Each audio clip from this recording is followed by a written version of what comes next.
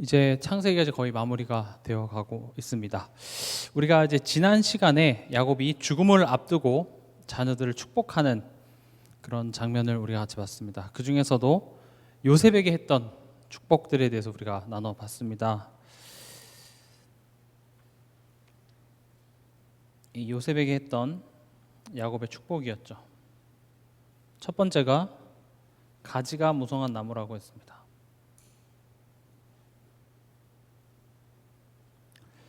하나님께서는 우리를 가지가 풍성한 나무로 부르셨습니다. 가지가 풍성하다는 것은 열매를 많이 맺는 나무입니다.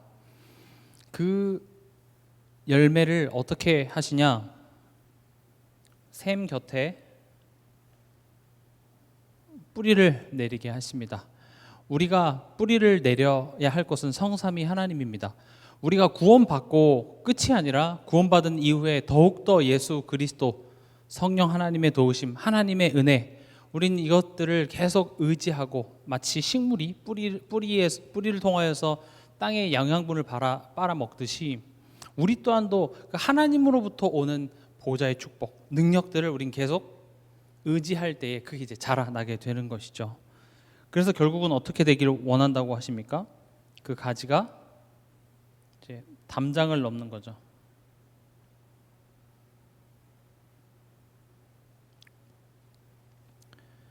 이게 우리의 인생에 하나님께서 그려주신 청사진입니다. 우리를 하나님이 원하시는 열매 맺는 가지로 우리를 부르시고, 그리고 그 뿌리를 하나님께, 성삼위 하나님께 내려서 자라나는 정도가 아니라 그것이 담장을 넘어서 모든 사람이, 천하 만민이, 나의 가족들이, 나의 친구들이 내가 하나님의 사람이라는 것을 알도록. 근데 이것은 우리 혼자 힘으로 하는 것이 아니라 전능자의 힘으로, 네가 하는 것이 아니라 하나님께서 그렇게 하게 하실 거야. 이것을 깨닫게 하기 위해서 누가 등장합니까? 나를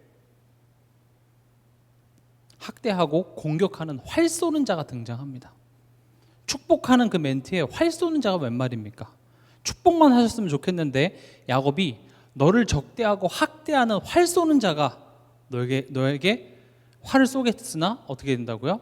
요셉의 활은 더 굳세고 요셉의 팔은 힘이 더 난다는 것이죠. 왜요? 전능자가 돕기 때문에. 오히려 이 문제를 통하여서 나를 도우시는 하나님을 경험하고 체험하게 될 것이다. 이걸 축복이라고 하고 있습니다. 우리는 우리의 자녀들이, 또 내 인생이 아무런 문제 없이 잘 살았으면 좋겠다 이렇게 생각합니다. 물론 저도 그랬으면 좋겠습니다. 그러나 성경은 문제 있고 없고를 떠나서 문제를 통하여서 나를 도우시는 전능하신 하나님을 체험한다면 그것이 진짜 축복이라고 얘기를 하고 있습니다. 우리가 우리의 한계를 빨리 인정하는 것이 좋습니다. 우리는 축복을 주고 살만하면 우리의 체질이 하나님을 적극적으로 의지하는 것으로부터 멀어지는 것밖에 우린 하지 못합니다. 그래서 우리 삶 속에는 적절하게 하나님께서 이렇게 문제와 우리를 공격하는 사건들을 허락하시는데, 그 사건 속에서 우린 또 불평불만밖에 하지 못하지만 하나님께서는 그 안에서 우리가 잘하고 못하고를 떠나서 우리를 항상 이렇게 도우십니다. 그 도우시는 하나님을 우리가 깨달을 때 이제 우리의 믿음이 이렇게 자라나는 것이죠. 이게 지난 시간 야곱이 요셉에게 했던 축복이며 또 하나님께서 우리에게 하시는 축복이기도 합니다. 오늘 이제 본론으로 들어왔어요. 야곱이 이제 자기 12아들을 다 축복하고 이제 마지막으로 나를 가나안 땅에 묻어달라라는 부탁으로 숨을 거둡니다. 숨을 거두고 오늘 읽었던 50장에 보면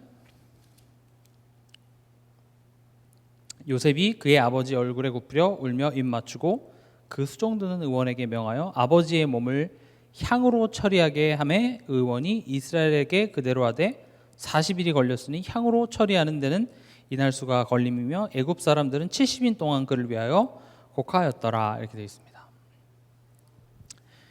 그러니까 이제 야곱이 죽습니다.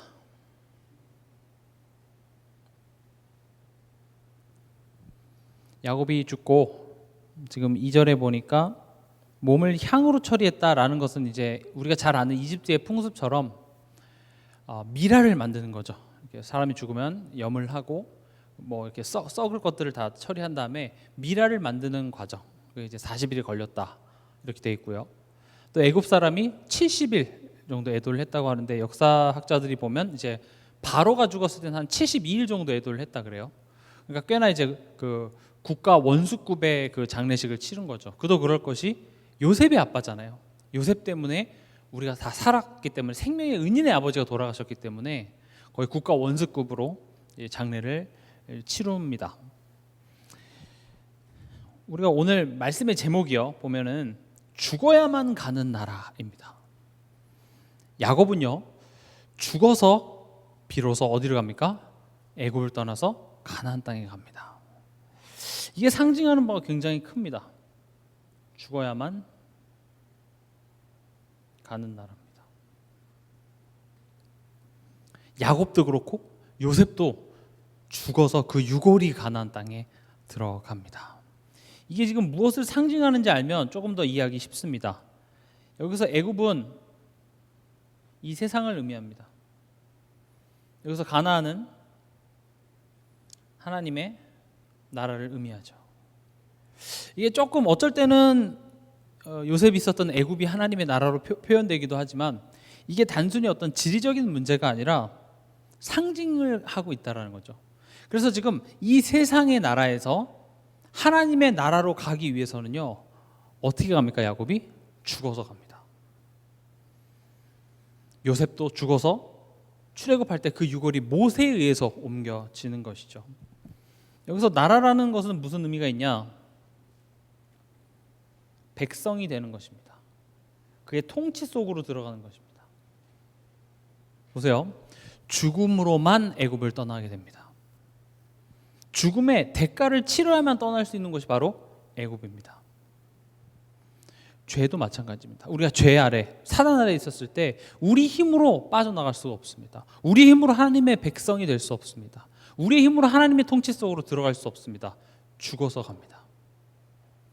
야곱도 죽어서 들어갔고 요셉도 죽어서 들어갔는데 가만히 보면 모세 시대 때 이스라엘 백성들은 죽어서 애굽을 나오나요? 죽지 않죠. 그냥 걸어서 나옵니다. 지금 죽어야지만 빠져나갈 수 있는 애굽 땅을 이스라엘 백성들은 죽지 않고 빠져나간 것은 그들이 잘나서 그들이 시대를 잘 타고 나서가 아니라 뭡니까? 바로 6월절. 누가 대신 죽습니까? 양이 대신 희생이 됩니다. 저는 이 창세기를 보면서 요셉의 이야기로 항상 저는 그냥 끝이 나고 이제 다 봤다. 요셉 이야기 끝났으면 다 끝난 거 아니에요. 근데 창세기 이렇게 보면서 오히려 그 뒤에 예수 그리스도의 이 십자가의 대속과 구속사에 대한 내용들이 너무나도 많이 들어가 있어요. 그래서 저는 보면 볼수록 너무 놀랍더라고요. 그래, 야곱이 죽어서 간 거예요. 그건 실패가 아니라 죄 있는 인간은 하나님께 갈 수 없습니다. 그래서 야곱이 뭔가 잘해서가 아니라 하나님이 야곱을 택했고 그 죄인된 인간이 죽어서 하나님의 나라로 갑니다. 하나님의 백성으로 귀속이 되는 장면인 것이죠. 근데 요셉도 죽었고 야곱도 죽었는데 출애굽, 그러니까 모세가 이스라엘 백성들을 데리고 큰 민족을 이루어서 데리고 나올 때는 누군가 좀 다 대량 학살이 돼서 나온 것이 아니라 그냥 걸어서 나와요. 근데 거긴 중요한 비밀이 있죠. 누군가가 대신 죽는다는 겁니다. 누가 죽습니까? 죄 없는 어린 양이 죽습니다. 왜 그래야 됩니까? 로마서 6장 23절을 보면 죄의 싹이 뭡니까? 사망입니다. 그 죽음의 대가를 치러야만 나올 수 있는 것이 애굽이고 그 죽음의 대가를 치러야만 나올 수 있는 것이 죄와 사단인 것입니다. 가문에 대대로 내려오는 저주와 재앙은 이 죽음의 대가를 치르지 않고서는 거기서 절대 나올 수가 없습니다. 남편 잘못 만난 것 같고 내가 잘못 태어난 것 같고 내가 시대를 잘못하고 난 것 같지만 아닙니다. 죽음의 대가를 치러야지만 거기서 빠져나올 수 있습니다. 세상 사람들은 이 비밀을 모릅니다. 알아도 우리 힘으로 나올 수가 없습니다. 죽음의 대가를 치러야만 하는 것입니다. 제가 지금 왜 이런 말을 할까요? 십자가를 강조하기 위해서입니다. 죽음의 대가를 치렀다는 증표로 뭘 합니까? 양의 피를 문설주에 바릅니다. 그래서 그 죽음의 그림자가 들이올 때 그 문설주의 피를 보고 건너가죠. 우리는 어디에 있었습니까? 죄 아래, 이 사단의 통치 아래 있었죠. 그랬던 우리가 내가 죽어야 돼요. 앞서 말씀드렸지만 내가 죽는다고도 갈 수 있는 게 아닙니다. 하나님께서 나를 택해 주셔서 내가 죽음을 통과해서 가는 곳이 하나님의 나라고 하나님 백성인데, 그걸 어떻게 하셨습니까? 창세기 3장 15절에 여자의 후손을 보내시겠다고 말씀하십니다.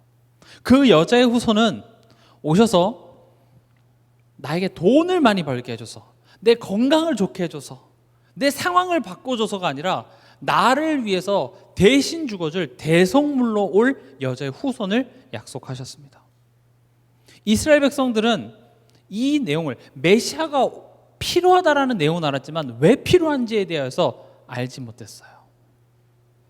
그냥 우리 민족을 최강대국으로 만들어줄 왕의 어떤 그런 모습들, 또 막 이렇게 누구죠? 이사야나 엘리야 선지자 같이 기적을 일으키고 대단한 능력을 보여줄 어떤 그런 선지자쯤의 하나로 알았지, 우리의 죄가, 지금 우리의 상태가 결국은 이 죄 문제라는 사실을 몰랐다라는 것이죠. 그래서 저도 자꾸 우리가 죄에 대해서 제가 강조하는 이유가, 그 죄가 심각성을 우리가 간과하게 되면, 우리가 나는 예수를 그리스도로 믿는다고 하지만 실제로 우리가 찾는 예수는 예레미야, 엘리야 선지자 중에 하나인 그리스도로 우리는 찾게 되는 경우가 많습니다. 그런 내 모습을 볼 수 있어야 돼요. 저도 말은 이렇게 하지만 실제로 제 삶 속에서 뭐가 풀리지 않거나 하면 그리스도를 찾는 것이 아니라 지금 이 상황을 해결해 줄 어떤 섬기는 신쯤으로 나는 예수를 찾을 때가 많아요. 근데 왜 그렇게 되냐? 뭐가 문제인지를 몰라서 그래요. 우리의 문제는요, 죄 문제입니다. 죄 문제가 뭐죠? 하나님을 믿지 못하는 거예요. 하나님을 불신하는 거예요. 구원 받았어도 우리의 체질이 하나님을 불신하는 것으로 자연스럽게 돌아가고, 그것은 내가 선택하는 게 아니라 그냥 우리에게 이렇게 내장되어 있는 기본값이에요. 또 사단이 우리를 죄를 짓게 자꾸 하기 때문에. 그러나 우리의 그런 어리석음이, 죄성이 하나님의 자녀로부터 끊어내지 못하는 그 은혜의 자리로 우리를 딱 묶어 놓으시고, 이제는 사랑 안에서 너 이제 더 이상 부모 없는 자녀처럼, 사단에게 속해 있는 사람처럼, 애굽의 노예 시절처럼 살 필요 없음을 계속 알게 하십니다. 그런 우리의 문제점을 올바로 인식하면 인식할수록 나는 정말 그리스도이신 예수가 필요한 거예요. 병 고쳐주실 예수가 아니라, 내 자녀 잘 되게 해주실 예수가 아니라, 지금 제가 표현을 이렇게 해서 그렇지 병을 안 고쳐주겠다는 것도 아니며, 우리 가정이 항상 경제적으로 힘들어야 되고 우리 자녀가 안 된다는 이야기가 아닙니다. 근데 우리가 진짜 그리스도 대신 예수를 찾고 있는지, 아니면 섬기는 대상, 우상쯤으로 내가 원하는 것을 열심히 하면 주는 대상쯤으로 예수를 찾고 있다면, 하나님께서는 우리를 사랑하시기 때문에 우리에게 우상을 던져주지 않습니다. 나는 정말 그리스도 대신 예수를 섬기고 있는지, 아니면 예수라는 하나의 기독교라는 종교를 섬기고 있지 않는지 우리는 스스로 점검해 볼 필요가 있습니다. 근데 제대로 점검하면 우리 모두가 다 기독교라는 종교 생활을 하고 있는 경우가 되게 많아요. 그래서 지금 이걸 얘기를 하는 겁니다. 지금 성경에는 계속 나오고 있습니다. 죽어야만 가는 겁니다. 야곱의 일생을 통하여서도 말하죠. 야곱이 잘했고 잘못했고를 떠나서 이건 죄 문제예요. 우리 가정에 일어나는 문제가 죄 문제라고요. 근데 우리는 그 죄에 대한 심각성이 보여지는 것이 아니라 그냥 남편, 내 아내, 내 자녀 문제, 저 사람 문제, 교회 문제, 집사님 문제, 장로님 문제, 그렇게 봐버리니까. 근데 그럼 내가 하나님께 열심히 기도하면 하나님이 천사를 보내줘서 나를 힘들게 하는 저 사람을 바꿔줬으면 좋겠는데 안 바뀌잖아요. 그러니까 이제 내 신앙생활에 슬럼프가 오기도 하고 예전 같지 않고 이제 이렇게 되는 것이죠. 근데 우리의 문제는 뭡니까? 죄 문제입니다. 죄 문제예요. 예수님께서 십자가에서 우리의 이런 죄성이 우리의 운명이 되지 않도록 구원하셨습니다. 그러나 우리가 여전히 죄밖에 짓지 못하기 때문에 우리에게 있어서 그리스도는 한 번 믿어서 끝나는 것이 아니라 한 번 믿으면 우리의 신분은 끝난 겁니다. 단번에 영원히. 그러나 또 동시에 우리가 매 순간 매일매일 더 그리스도를 의지하고 예수 아니면 안 되는 나임을 깨닫는 것이 복이라고 성경은 계속 강조하고 있습니다. 머리로 아는 게 다가 아니에요. 그래서 난 그리스도가 필요하구나 라고 한 번 고백해서가 아니라 정말 철저하게 난 절대 예수 아니면 안 되는구나. 예수 아니면 난 답 없는 인간이구나. 성령의 도우심 없으면 내 힘으로 내 결단으로는 난 너무나도 나약한 인간이구나 라는 것을 깨달을 때에 십자가에서 예수님이 죽으신 그 죽음이 얼마나 큰 사랑인지, 얼마나 큰 능력인지, 그게 얼마나 큰 하나님의 지혜였음을 우리는 조금씩 발견하게 되더라는 것입니다. 십자가는 뭡니까? 우리가 죽지 않고 예수가 대신 죽어서 죄에 대하여 우리가 죽은 자가 되는 그곳이 바로 십자가입니다. 십자가는 더 쉽게 말하면 예수로 말미암아,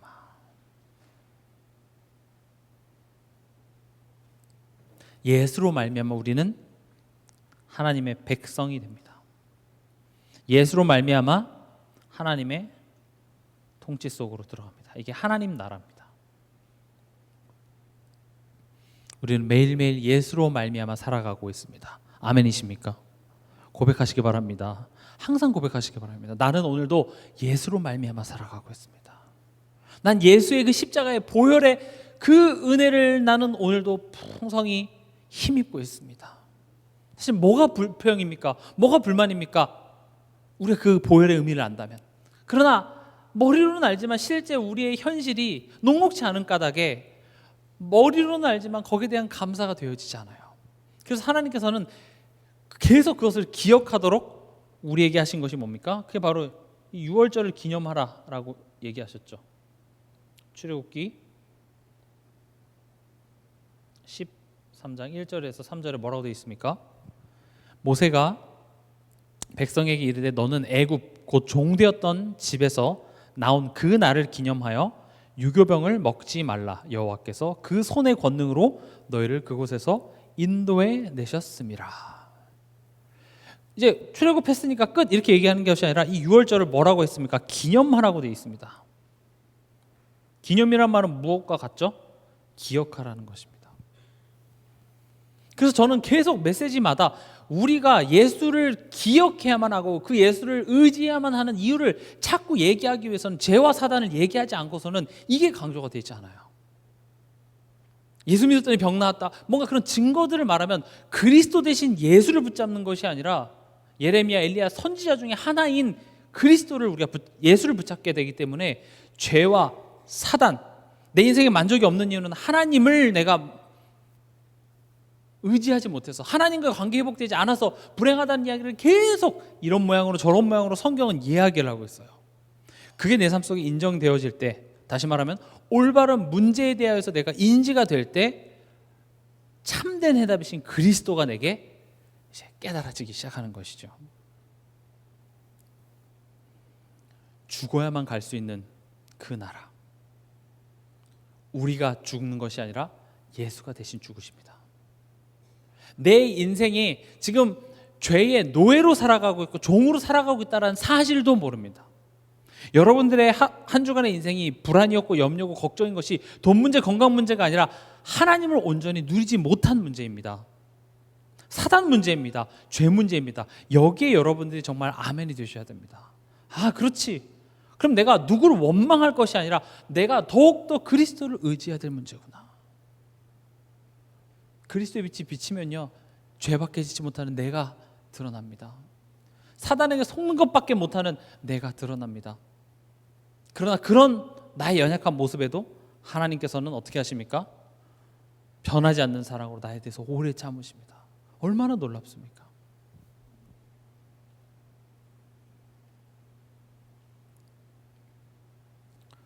보시면요, 야곱을 지금 성경은요 죽었다, 야곱이 죽었다 이렇게 표현하지 않고요, 마지막 숨을 쉬고 그의 백성에게 돌아갔다 이렇게 표현합니다. 33절에 야곱이 아들에게 명하기를 마치고 그 발을 침상에 모으고 숨을 거두니 그의 백성에게로 돌아갔더라. 죽어야만 갈 수 있는 나라이면서 동시에 새롭게 태어나 가는 나라입니다.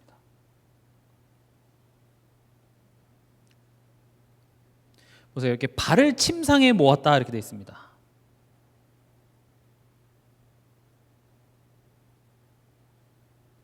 이게 지금 한국어 번역이 조금 이렇게 우리가 이해하기 조금 부족한 부분이 있긴 한데, 이게 발을 침상에 모았다라는 건 우리가 그 아기가 태아가 엄마 뱃속에 있었을 때 그 모습이에요.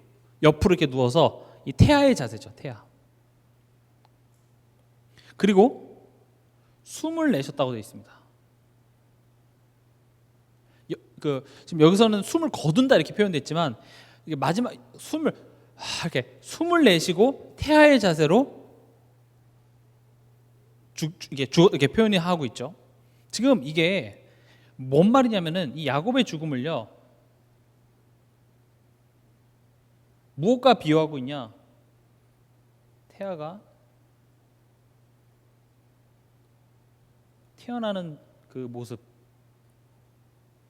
야곱의 죽음을 태아가 엄마 뱃속에서 딱 태어났을 때 그 모습과 딱 비교를 하고 있어요. 아기가 태어나서 처음으로 하는 행동이 뭐죠? 울어요. 왜냐? 폐로 숨을 쉬어야 되기 때문에 이렇게 엄마 뱃속에 있었을 때 이렇게 쪼그라들었던 그 폐가 울면서 엉덩이를 이렇게 때리죠. 그래서 아기가 응애응애 울면서 이제 폐가 처음으로 숨을 크게 들이쉬면서 이제 아기가 울기 시작한다라는 거예요. 지금 야곱이 죽었다 이렇게 표현하는 것이 아니라 야곱이 마치 태아처럼 옆으로 해서 크게 숨을 쉬는 것으로 어떻게 됩니까? 이 세상 애굽 죄의 세상에서는 죽었으나 하나님 나라에서는 지금 한 생명이 새롭게 태어나는 것입니다. 야곱은 죽었지만 그리스도 안에서 새롭게 태어난 것입니다. 우리도 결국 모든 사람은 죽습니다. 그러나 우리에게 있어서 죽음은 끝이 아니라 영원한 하나님의 나라로 들어가는 하나의 문인 것입니다. 우리는 죽어서 가는 천국만 가는 것이 아니라 우리가 예수 그리스도로 죽고 하나님의 자녀로 거듭날 때에 우린 이미 그 하나님의 나라에 들어가게 된 것입니다. 요한복음 3장 1절에서 5절 보면 우리가 잘 아는 니고데모 이야기가 나오죠. 한밤중에 니고데모가 예수님을 찾아옵니다. 어떻게 하면 하나님 나라를 볼 수 있습니까? 그러니까 예수님이 뭐라고 하죠? 거듭나야 된다고 합니다. 거듭나다라는 말이 뭡니까? 다시 태어나는 거죠. 그래서 어렸을 때 저도 이렇게 헌금할 때 항상 불렀던 찬양 있죠. 돈으로도 못 가요. 돈으로도 못 가요. 하나님 나라. 뭐 잘생겨도 못 가요. 하나님. 뭘 해도 못 가요, 그냥. 그걸 뭘로 갑니까? 믿음으로 가는 나라 하나님 나라. 알죠? 거듭나야 가는 나라 하나님 나라, 믿음으로 가는 나라 하나님 나라. 거듭나가 믿음에 대해서 이야기를 하고 있습니다. 그러니까 이제 니고데모가 어떻게 다시 거듭납니까? 어떻게 다시 태어날 수 있죠? 엄마 뱃속으로 다시 들어가는 게 가능합니까? 그러니까 예수님 뭐라고 얘기하십니까? 물과 성령으로 거듭나야 된다고 얘기합니다. 물로 거듭난다라는 것은 무슨 말이냐? 쉽게 말하면 이 죄 씻음을 얘기합니다. 죄 문제가 해결되는 것으로. 또 성령은 뭡니까? 연합입니다.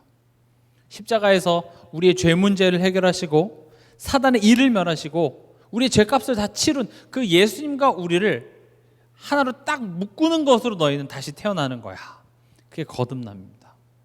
여러분들은 거듭나셨습니까? 여러분들은 예수의 그 보혈의 피가 나의 죄를 위한 대속의 피임을 믿으십니까? 여러분들의 인생, 우리의 매일 매 순간들이 하나님께 대하여 죄를 짓고 있는데 그 죄의 대가를, 죄의 싹을 예수님이 2000년 전에 나를 위하여서 십자가에 피 흘리심으로 대속하셨다고 여러분들 믿으십니까? 이게 복음의 핵심입니다. 우린 이 내용에 우리의 마음이 식어지면 안 돼요. 이 말을 들었을 때 내 마음이 뜨거워져야 돼요. 결국 우리가 진짜 전도하고자 하는데 우리는 이 사실을 전달하는 겁니다. 당신이 지금 처하고 있는 문제, 당신이 지금 힘들어하고 있는 그게 사실은 그 문제가 진짜 문제가 아니라 죄 문제입니다.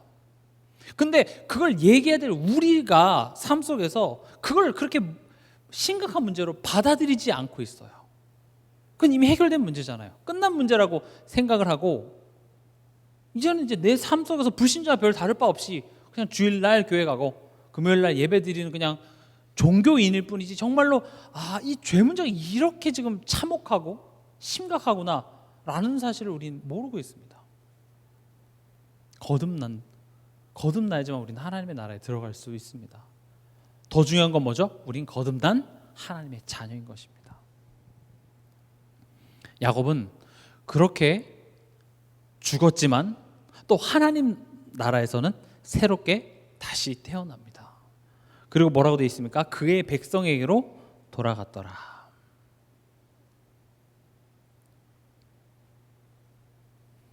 이게 그냥 그 백성으로 돌아갔다 돼 있지만 또 영어 성경이나 원어 성경에 보면 하나님의 백성 그 그룹에 이제 편입이 됐다. 그 백성 그룹 속으로 들어가게 됐다 이렇게 표현을 하고 있습니다. 우리가 이제 거듭나서 하나님의 자녀가 됐을 때 하나님의 그 백성으로 우리가 딱 소속이 되는 거죠. 한국 시민에서 이제는 천국 시민으로 우리의 시민권이 옮겨지게 된 것입니다.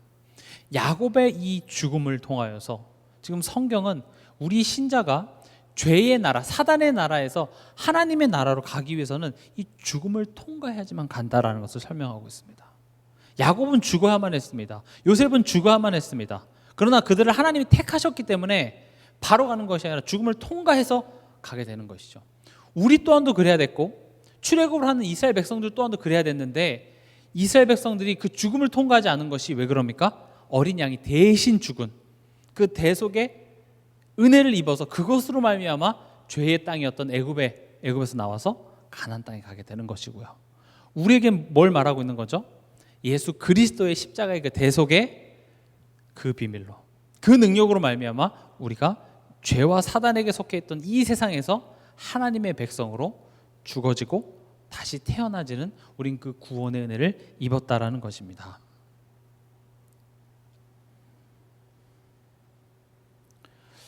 지금 이 야곱의 장례를 누가 치르죠? 요셉이 치릅니다.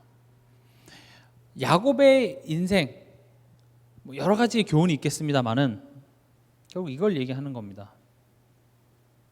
신실하신 하나님. 신실하다는 게 무슨 말입니까? 신실하다. 믿음직스럽다는 거겠죠. 믿을만한 겁니다. 지금 야곱의 장례를 요셉이 치렀다라는 것은 이 창세기 46장 3절에서 4절의 말씀 성취입니다. 혹시 기억나시는지 모르겠지만 요셉이 이제 형들한테 아버지를 애굽으로 모셔오라 했을 때 야곱이 이제 가려고 하다가 브엘세바에서 떠나기를 주저하고 두려워했어요. 그때 하나님께서 이렇게 말씀하십니다. 하나님이 이르시되 나는 하나님이라 네 아버지의 하나님이니 애굽으로 내려가기를 두려워하지 말라. 내가 거기서 너로 큰 민족을 이루게 하리라. 내가 너와 함께 애굽으로 내려가겠고 반드시 너를 인도하여 다시 올라올 것이며 요셉이 그의 손으로 내 눈을 감기리라 하셨더라. 지금 미리 말씀했어요. 너가 애굽으로 갈 거고 거기서 너네가 큰 민족을 이뤄서 그러나 너는 애굽에서 죽을 거야. 너의 눈을 감긴다는 건 너의 죽음을 장례를 누가 한다라는 거예요? 요셉이 한다라는 것이죠. 지금 뭘 얘기하고 있냐?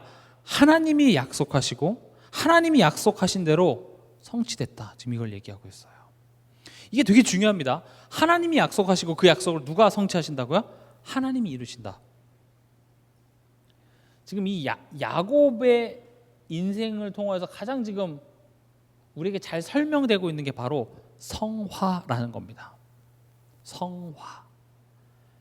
그러니까 화는 변화할 때 이렇게 변화되어 가다 이런 거고요. 성화는 거룩하게 되어져 가다 이런 말입니다. 성화라는 것을 우리가 어떤 식으로 많이 이렇게 생각을 하냐면 예수님을 잘 믿는 거, 예수님 잘 믿고 또 내가 경건하고 흠없는 삶을 사는 거 맞습니다. 그러나 성화라는 것이 단순히 내가 그 어떤 삶을 살고 오늘부터 내가 결단해서 내가 이전 같지 않으리 그런 차원이 아니라 결국 성화는요, 지금 이 3번의 제목이랑 똑같이 하나님의 신실하심, 이것을 믿는 믿음이 회복되어지는 것이 바로 성화입니다. 우리는 이걸 보고 관계 회복이라고 얘기합니다.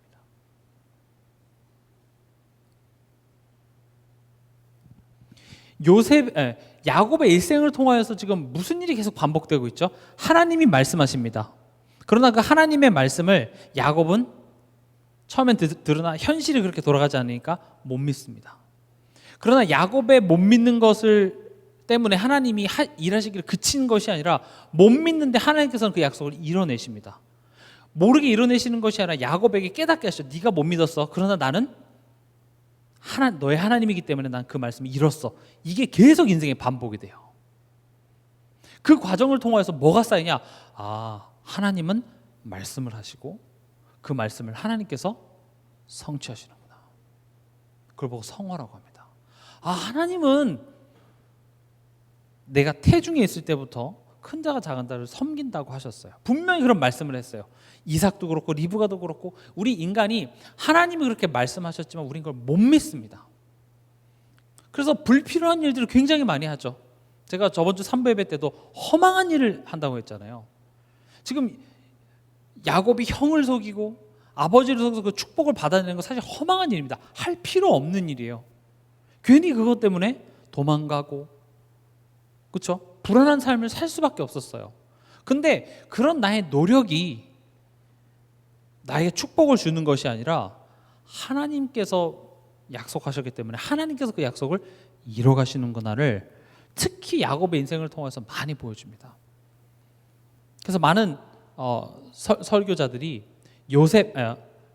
야곱은 성화를 보여주는 인물이라고 많이 소개를 합니다. 우리가 성화하면 이렇게 그 단어가 와닿지 않지만 쉽게 말하면 이겁니다. 하나님이 말씀하시고 하나님이 약속하시고 그 약속을 하나님이 성취하시더라. 우리가 사실은 삶 속에서 걱정하고 염려하는 것이 내게 약속하신 그 하나님이 신실하다라는 것을 못 믿어서 그래요. 계속 말씀드리죠. 이 성화의 과정 속에서 뭐가 반드시 필요하냐? 나를 알아가는 시간입니다. 나를 알면 알수록 뭐가 드러납니까? 나의 한계가 드러납니다. 무슨 한계입니까? 하나님을 믿지 못하는 것밖에 하지 못하고 사단에게 너무나도 쉽게 속는 나를 알아가는 시간입니다. 이게 드러나지 않으면 배움 자체가 시작이 안 돼요. 여러분들이 한 주간 동안 삶 속에서 뭔가 걱정이 되고 염려가 되고 그게 지금 하나님이 일하시고 계시지 않다고 우리는 이미 그렇게 생각하기 때문에 하나님을 의지하고 기도하고 예배를 오는 것보다는 내가 그 문제를 해결하려고 하는 나의 모습이 더 많이 나오거나 혹은 아예 포기를 해요. 기도하지 않아요. 굳이 예배 가지 않아도 돼요. 하나님 의지할 필요를 못 느껴요. 어차피 안 해주실 건데요. 둘 중에 하나예요. 내가 알아서 하든지 그냥 포기하고 체념하고 살아가든지. 근데 이게 바로 이게 열매라니까요. 이것밖에 안 되는 나예요. 성화라는 것은 하나님이 약속하시고 그 약속을 하나님께서 성취하신다는 거예요. 여러분들을 한 사람 한 사람 부르신 것은 하나님의 실수가 아닙니다. 자녀만 삼아놓고 단순히 그냥 천국 가는 것으로 끝이 아니라 여러분들의 삶을 통하여서 하나님께서 지금 담고자 하는 축복들이 반드시 있습니다. 여러분들이 자녀를 낳아서 그냥 생존하는 것에 의미를 두는 것이 아니라 목적이 있잖아요. 뜻이 있잖아요. 내 자녀를 향한 뜻이 있는 것처럼. 그리고 그 뜻을 이루기 위해서는 때론 자녀가 힘들어하고 하기 싫어해도 그것을 시키는 부모의 마음, 그 부모의 마음을 애초에 누가 준 겁니까? 하나님이 주신 겁니다. 모성애, 부성애, 그 모성애가 있고 하나님이 있는 게 아니라 하나님이 우리에 대한 마음을 설명하기 위하여서 애초에 부모와 자녀와의 그 관계 속에 그 모성애를 하나님이 주셨어요. 왜요? 살아내기 위해서가 아니라 그게 내가 너를 향한 나의 마음이야. 그렇게 해놓고 하나님이 우리가 하나님한테 나를 자녀 삼아달라고 부탁하지도 않았는데 하나님이 스스로 내가 너의 부모야, 아빠야 이렇게 얘기하는 것이 그 부모와 자녀와의 관계를 통하여서 하나님의 마음을, 우리에 대한 마음을 설명하기 위함이라는 거죠. 그래서 하나님께서는요, 우리 삶 속에서 우리의 한계를 자꾸 알아가게 하세요. 너가 할 수 있는 건 없어. 넌 아무것도 아니야. 성경 계속 그렇게 얘기해요. 넌 아무것도 아니야. 무시하는 것이 아니라 그것을 통하여서 성삼위 하나님을 알아가게 합니다.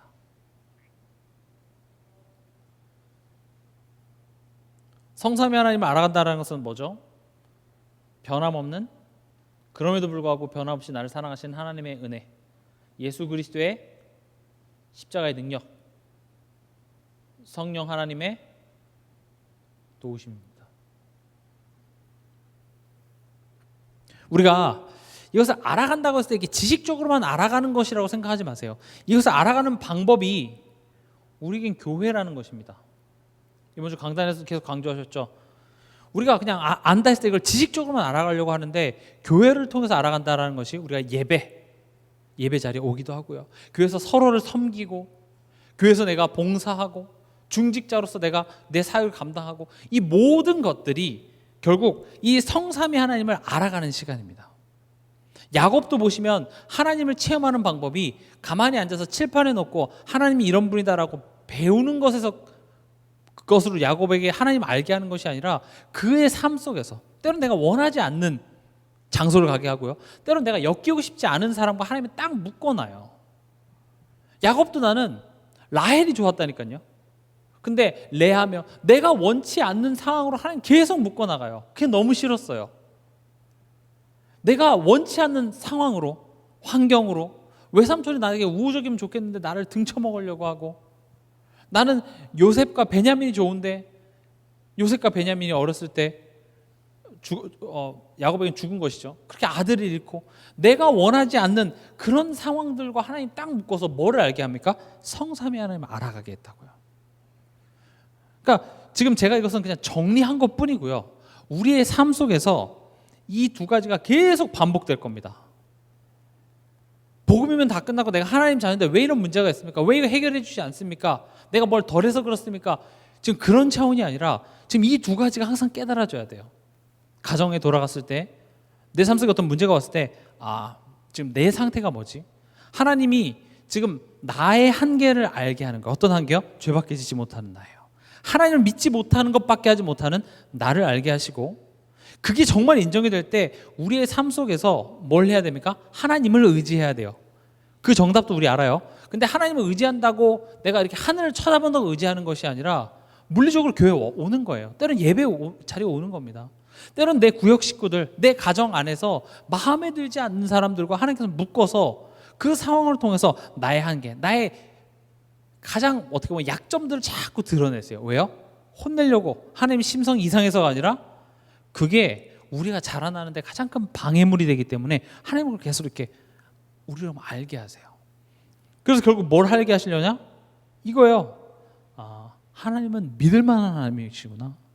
하나님은 약속을 하시고 그 약속을 하나님이 지키시는구나.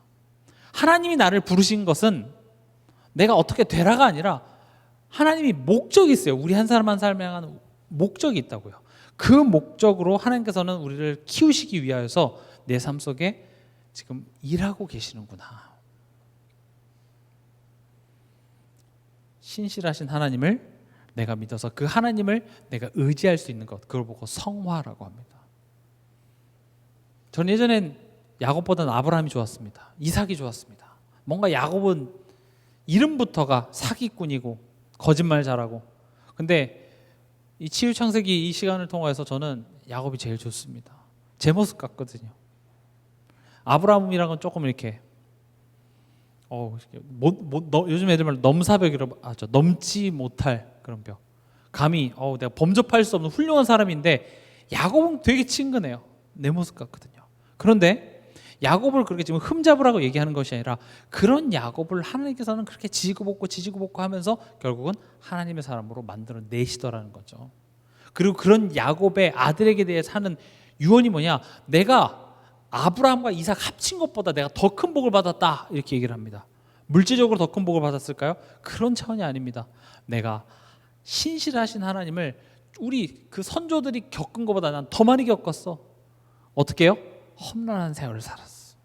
하나님한테 참 많이 맞았어. 혼도 많이 나고 사고도 많이 치고. 근데 내가 뭘 깨달았냐? 그럼에도 불구하고 나를 더 큰 사랑으로 나를 보듬으시고 내 인생을 이끄셔서 하나님이 실수가 없다라는 사실을 깨닫고 나니 너희들도 이 하나님을 알았으면 좋겠구나. 우리가 우리 후대들한테 무엇을 얘기해야 되겠습니까? 근데 웬걸요? 야곱이 요셉을 훌륭하게 막 언약 전달을 잘하고 키웠을까요? 사실 그럴 시간이 없었어요. 야곱은 자기 인생 하나 간수하기도 정신 없었습니다. 제가 이렇게 가정사역을 이렇게 많이 하다 보면 엄마들이 이렇게 뭐 후대들을 키우고 그거 할 정신 솔직히 없더라고요. 에너지도 없고 먹고 살기도 힘든데요. 근데 해야 된다는 의무감은 있으니까 이게 화만 나고 짜증만 나는 거예요. 근데 가만히 보면 야곱은 요셉한테 그럴 시간이 없었어요. 근데 요셉, 내가 그 한 삶을 살다 보니까 어느 날 요셉을 지금 몇십 년 만에 만났잖아요. 만났는데 하나님이 나와 똑같은 믿음으로 만들어낸 거예요. 그건 야곱의 교육만으로 되는 게 아닙니다. 그래서 저는 제가 강조해드리고 싶은 것은 우리 후대를 위하여서 복음의 교육 이런 것도 중요하지만 그 이전에 해야 될 것이 뭐냐? 내가 그 삶을 살면 돼요. 이건 쉽습니다. 하지만 동시에 어렵습니다. 내가 자녀를 바꾸는 것이 아니라 내가 서면 돼요. 근데 문제는 뭐예요? 내가 잘 안 돼요. 그래서 내가 증인되는 싸움입니다.